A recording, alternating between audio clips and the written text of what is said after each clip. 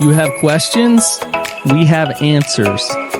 Welcome to the Therapist Question Box with your host, Miss Lindsay Schiss.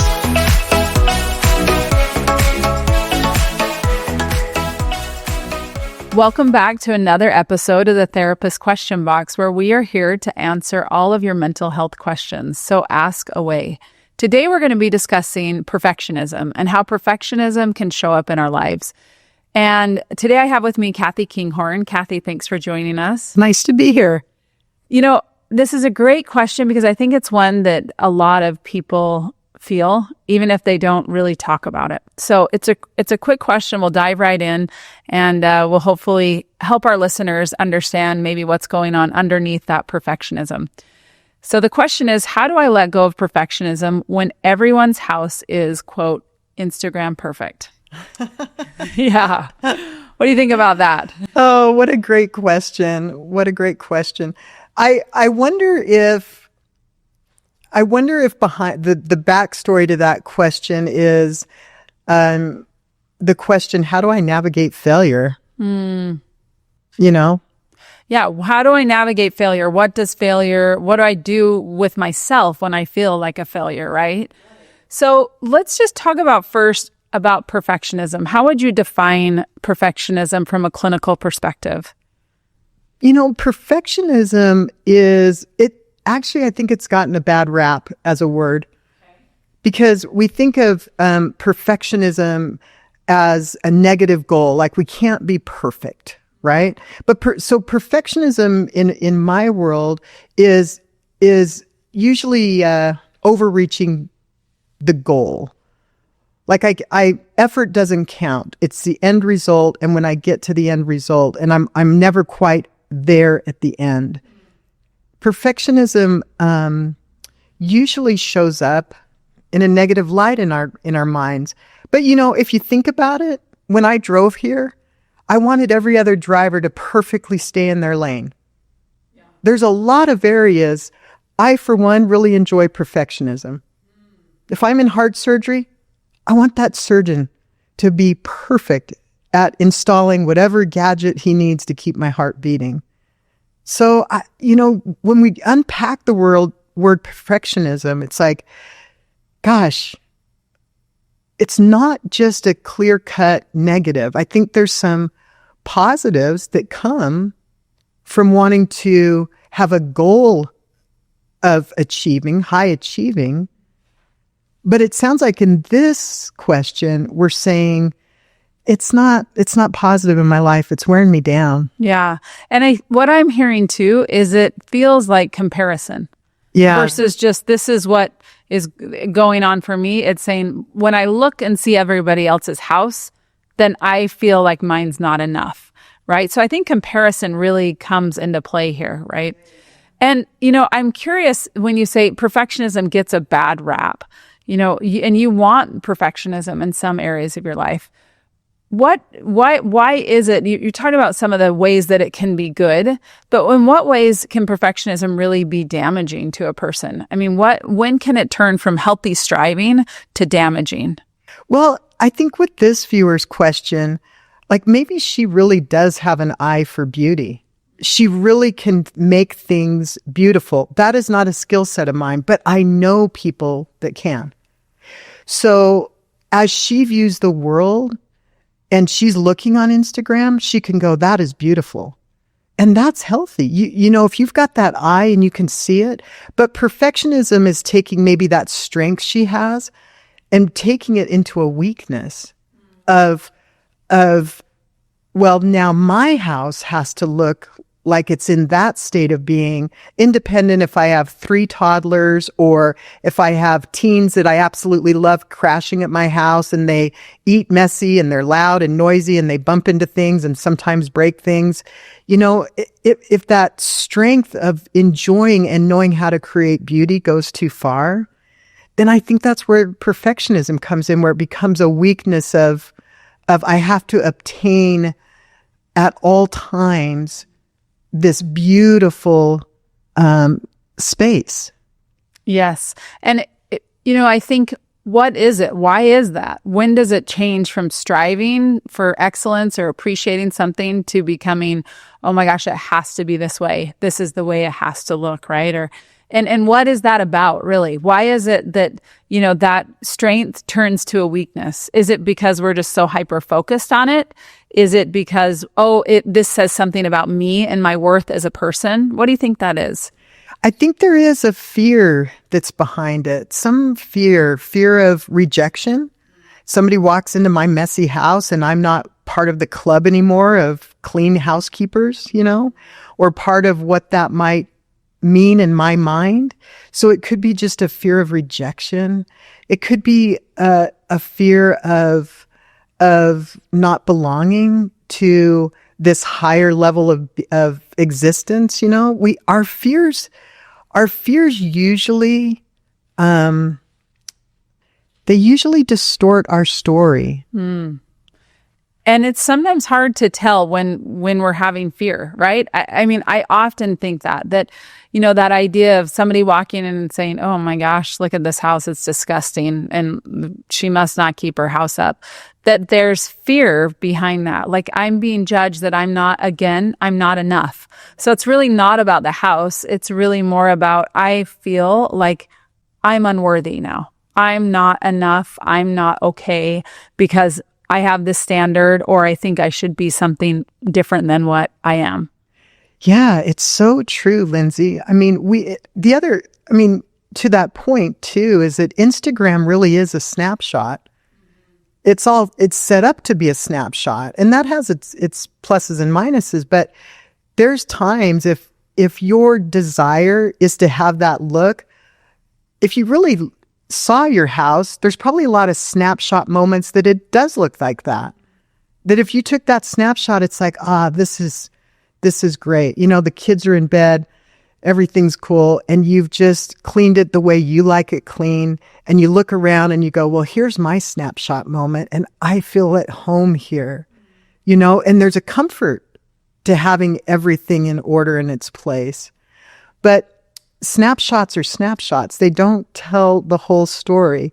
How many family pictures have you or I ever had that 17 minutes before it was chaos and there's teeth grinding and you're like, everybody stand still, You will smile and look like you like each other, right? Exactly. Yes. And that snapshot moment, if you've got a great photographer and they catch it, people could go, oh, I want that beautiful, perfect family. And you're going, oh boy.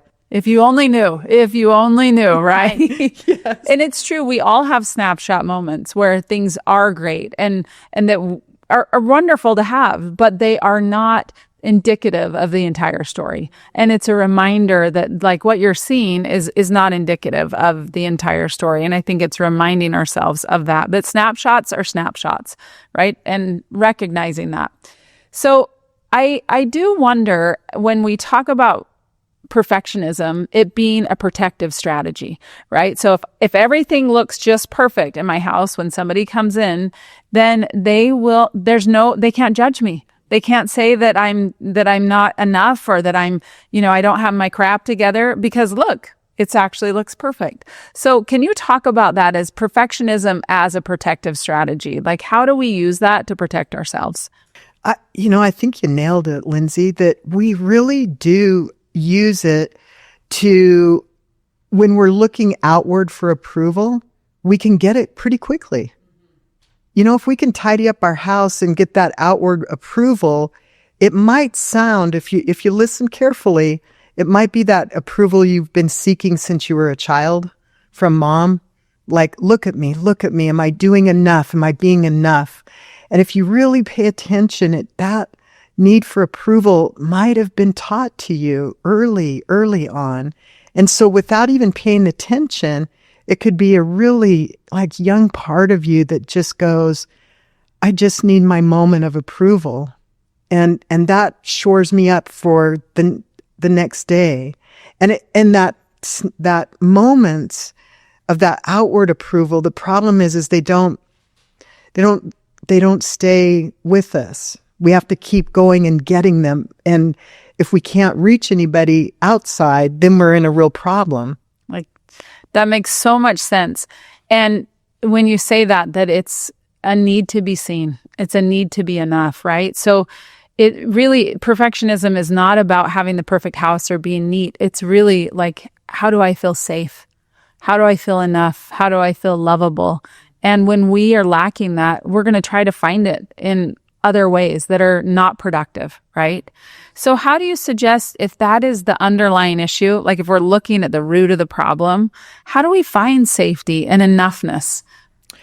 One way to do it is to really embrace yourself, really lean into failure, find ways to fail quickly. I'll give you an example. I hope our viewers just try this. Take a pencil with your non-dominant hand. If you're right-handed, pick up a pencil with your left hand. Right, finish that sentence. I love my new puppy. I love my kiddos. I love my new couch. Doesn't matter. Write it with your non-dominant hand. You're not going to write perfectly. You're going to fail at finishing that sentence. You're going to fail writing a beautiful lovely script sentence. Just notice, how hard is it for you to look at that messy handwriting? Is that really what comes up for you? Because you may find, and there's not a right or wrong answer, but you may find that you don't like to look at that it's too messy. It doesn't look good. What if somebody saw it? And that can really help you understand how much fear you're holding.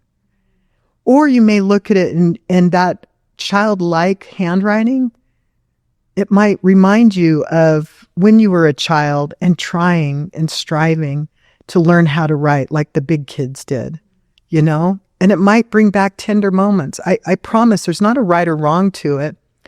But if you try it, you are, by definition, since it's not going to be nicely scripted and looking good, kind of failed in the appearance. But it doesn't tell the inner story. So if you lean into failure on little things, what you're going to find is more resilience inside of you and way better relationships and a sense of belonging.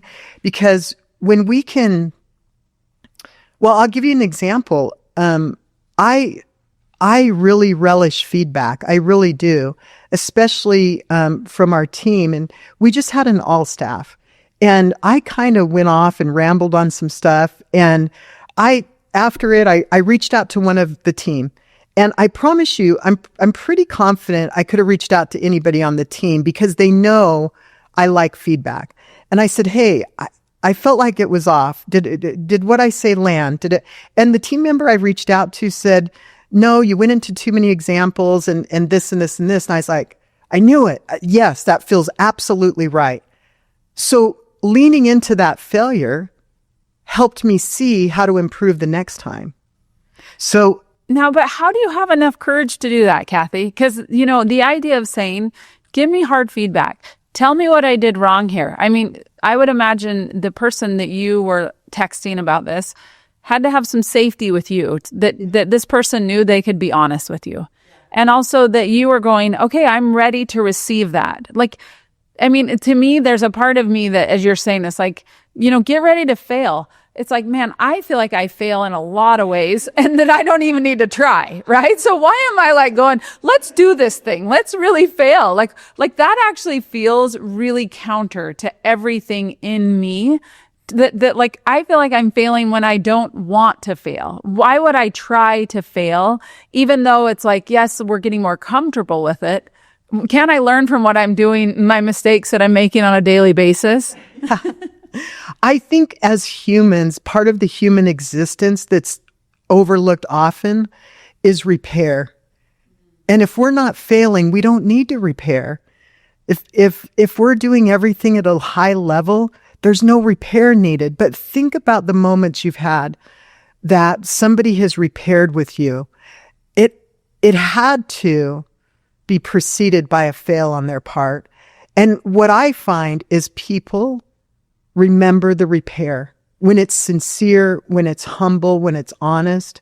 And so that connection comes in the repair. So even in that example about the meeting, the feedback was spot on. I didn't feel a need to apologize for the rambling or the disjointed presentation.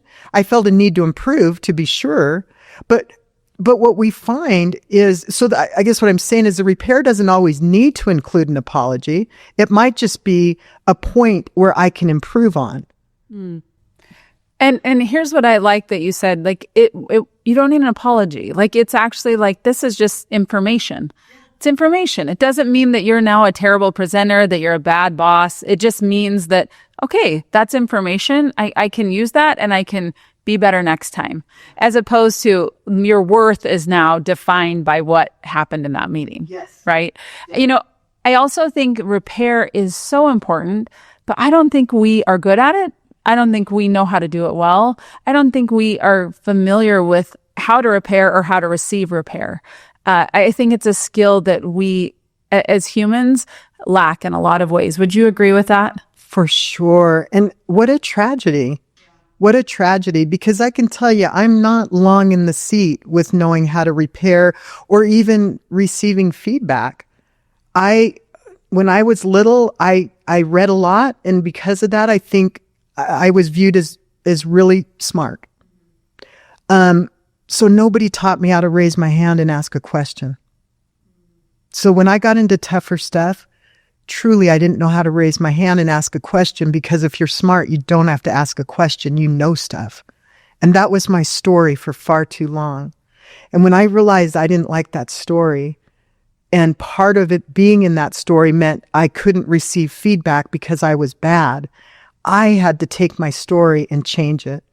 And so the move for me to receive feedback, genuinely receive it, welcome it, ask for it, was a journey. It was a journey of constantly going. And what I found on this journey is I've grown so much more as a human when I show up human and receive the feedback and gain insights from people that I would not have gained had they not been safe enough to give me the feedback. Yes.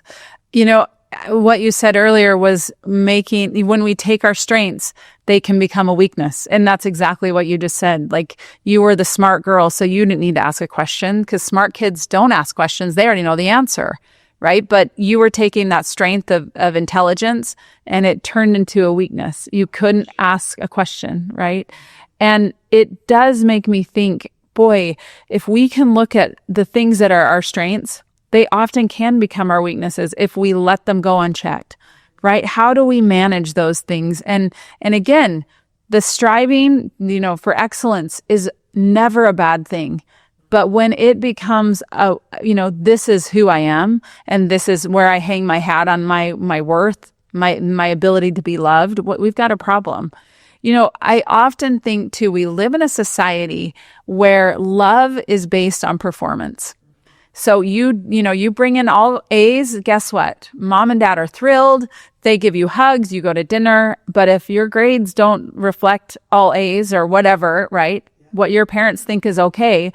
Well, are you going to dinner and getting hugs? Probably not. So it's a really tricky thing again, I think we tie it to our worthiness, our lovability. And it's so hard to unwind that, because it's not just with our parents. I mean, we go to work and then we get paid. What is that? We get paid based on our performance, going to work, doing the thing. So you can see how striving for more, better, bigger, better, it's kind of ingrained in our society. It's not just from a personal perspective. This is a hard one. This is really deep and ingrained in us. Would you agree? For sure. And the other thing that's ingrained in us is we have to do it on our own. In American society, we're so individualized that it's not only that you have to do it, you have to do it on your own. And that the combo of that is deadly. It's just simply deadly, because we don't get anywhere on our own. Let's just be honest. We don't. Mm-hmm. Absolutely. Yes. None of us. And we never have, and we never will. Yeah. Right? Yes. And my gratitude for that is so immense. I mean, thank goodness we need each other. Thank goodness. We need each other to grow, to become. We need to live and love in a way that we're going to show up and have to repair, and that we're going to need the feedback to gain that repair. And so, like with this question, one thing is to really, really question your question. Like that question leads you down a path that probably you won't get a lot of information out of. A better question would be, do I enjoy making spaces beautiful? And so for me, it would be no, I just do not. That is a pain point for me. I like walking into beauty, but I sure don't love making something beautiful. I don't have an eye for it. But I wonder if our viewer really has this beautiful eye for beauty. And if the question was more about her, what she would like to have, would she like to make places beautiful? That can be expansive to, making a home where a rowdy bunch of teenagers are welcome. Mm-hmm. Making a home where babies know they're going to be cuddled and loved on. And the dishes are going to pile up in the sink because those babies are going to get cuddled and loved on. That's making beauty. So I wonder if the question could just be reframed to, do I enjoy making places beautiful? And how does that work for me? How do I do that already? It's such a way of expanding. It's not just about the clutter or the dishes that are in the sink. It's how do people feel when they're in a space with me? Or how do I make people feel when they are in my home? Is that what matters more? Or is it that I'm just so concerned about picking up and making sure things are perfect, right? And I love that idea of expanding what it is, where we're really putting our worth and what matters to us. Because ultimately, again, where we put our time and our energy is what matters to us the most. So if we go back to what matters, is it connecting with people? Is it making people feel safe and loved? Well, then, boy, maybe we can go, you know what? The house isn't perfect, but who cares? That's okay, because that's not what matters most anyways, right? And as we were talking, what came up for me too is just that there is, in vulnerability, there is mess. It's messy. Boy, right? But when we're vulnerable, that's when we're connecting, is when we choose to say, this is all of me, warts and all. And you can see it. And you know what? it may be a little messy. In fact, it's for sure going to be a little messy. There's no question. But when we choose to show up in honesty and authenticity is when we really have true connection. And I really believe that when we decide to put away those pretenses, and you know what, the house is maybe not the Instagram house. Guess what? Welcome to the club. No one's is. Even if it looks like it from the snapshot, no one's is, right? Then we can really have some real, true, honest connection. And I just appreciate the honesty of our listener. I appreciate the honesty of saying, you know what, this is painful, that my house doesn't look the way everybody else's does. And it feels like this Instagram-worthy perfection is not attainable. Well, guess what? She's right. Yeah. It's not. That's the good news. The good news is she's in good company, right? That none of us are in that boat. And a snapshot's a snapshot. And to remember that. A couple of things that I just want to reiterate, Kathy, is, that we can really take our strengths and they can turn into weaknesses. That reminder that when we have a strength, to recognize it and to not, again, that the example that you gave about you couldn't ask a question because you were the smart girl in class, and to recognize that, boy, how often are our strengths becoming our weaknesses, and to be aware of that.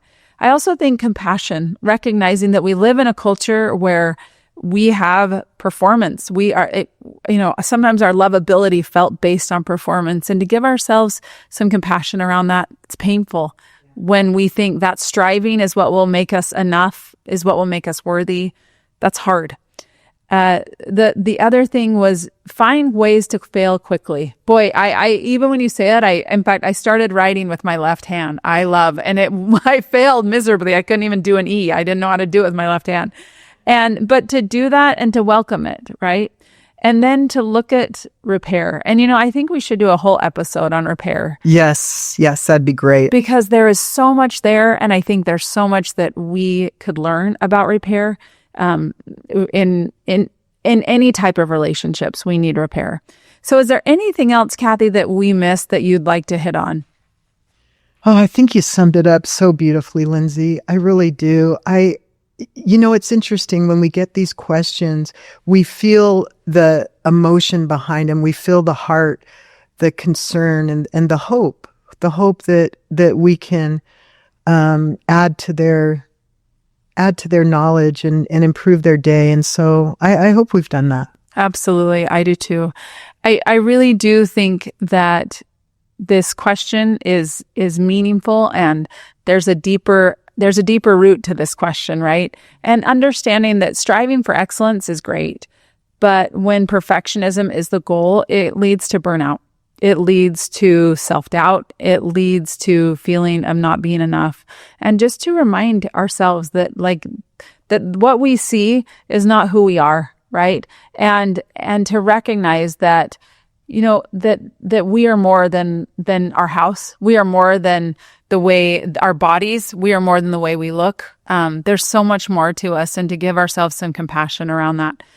We are grateful that you're here, that you have been here with us, and we hope this episode gave you a breath of fresh air. If it felt refreshing and insightful, please share it with someone who you also think can benefit. And send your questions, remember, to the Therapist Question Box at Therapy Utah. And until next time, take care.